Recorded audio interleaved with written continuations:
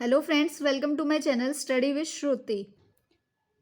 तो इस वीडियो में हम डिस्कस करते हैं कि कैटेगरीज क्या क्या होती हैं पेशेंट की जो वो हॉस्पिटल में अलाउड होते हैं, मतलब एडमिट होते हैं। तो कैटेगरीज का मतलब होता है कि कैसे कौन उनकी पेमेंट करेगा, कैसे उनकी पेमेंट जो है हॉस्पिटल तक आएगी, वो सारी चीज़ें। तो जब भी पेशेंट को वार्ड या फिर आईसीयू में जो है रिसीव किया जाता है तो नर्स को चेक करना होता है कि उसकी क्या कैटेगरी है पेशेंट की, वो किस कैटेगरी से जो है एडमिट हुआ है। तो अगर हम कैटेगरी की बात करें तो कैटेगरी तीन टाइप की होती हैं: एंटाइटल्ड पेशेंट, पेइंग पेशेंट और थर्ड पार्टी पे। ठीक है। तो एंटाइटल्ड पेशेंट में क्या होगा कि ये वो पेशेंट्स होते हैं जो कंपनसेशन के लिए, ट्रीटमेंट के लिए होते हैं because of special status like health insurance. तो इसमें क्या होता है, कुछ ना कुछ कंपनसेशन मिल जाता है अगर उनको हेल्थ इंश्योरेंस वगैरह है उनका, तो उसके केस में। The patient who are considered entitled include employee, his or her spouse, unmarried daughter, son up to 25 years of age and parents having valid medical service card।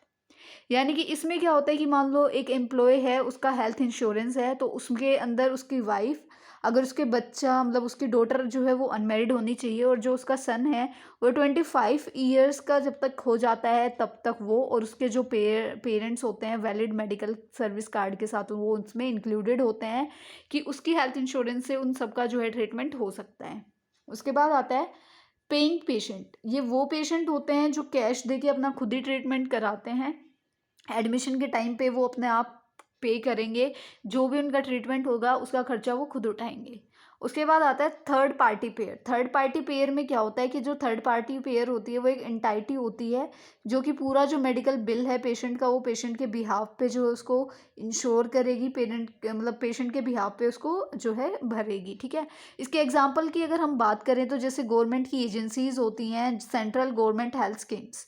ठीक है। जैसे कि अभी आयुष्मान, अब देखोगे आपने सुना होगा कि आयुष्मान के थ्रू जो है पेशेंट्स आते हैं हॉस्पिटल में, या फिर आयुष्मान कार्ड बना हुआ है लोगों का। तो उसमें क्या होता है कि उनका जो भी ट्रीटमेंट का खर्चा होता है वो सारा खर्चा गवर्नमेंट उठाती है, up to 5 lakhs I think.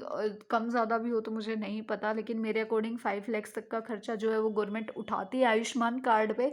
तो ये जो सर्विसेज हैं जो गवर्नमेंट प्रोवाइड कराती है वो आती हैं थर्ड पार्टी पेयर में।